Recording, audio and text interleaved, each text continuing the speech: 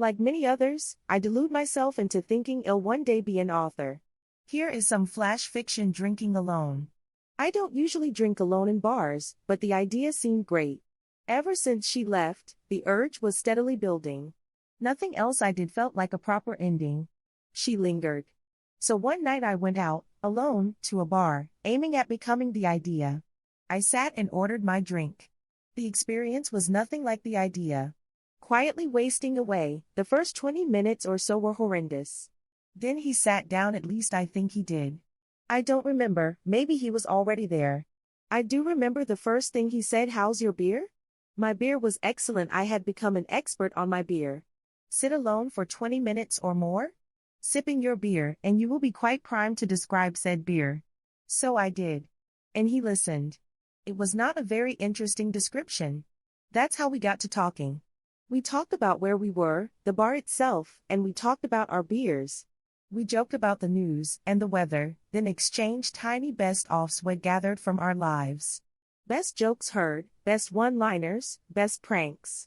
Best tricks, best stories. We shared and drank some more, and we never asked the other his name. We didn't talk about what we did, or who we were. We talked about what we thought. There is a difference. The night was long, and in a way it was tiring. It was also a release. Hours later, as the sun started to rise, I thought it prudent to finally get my friend's name.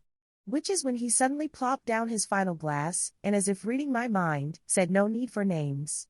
We'd gotten into sync with one another. Hours of intense conversation will do that. Then he stretched, got up, and put on his hat. He said something to me then, and I don't think you'll forget it. He said, "You know something? I'm not what a lot of people would consider successful, but I love time. Time and death. I love time, because it means even someone like me is a traveler." He paused to throw on his scarf. Then he continued, "You know, I had a physics teacher once, and he explained how space and time are cut from the same cloth. Fact, they are the same cloth. You and me, we sat here, and we drank, and we talked, and the whole time we traveled. Time keeps you moving, even when it seems like you aren't." He put on his jacket. I asked him, "And death?" He stopped, his hands in his sleeves, and said, "Death is always the end of the line. So it's the journey that matters. Without death, we think the destination was the point." That was the last thing he said to me. I said goodbye to him, and as was my habit, good luck, too. Then I went home and slept, and maybe dreamed, perhaps about how far I'd come from who had been.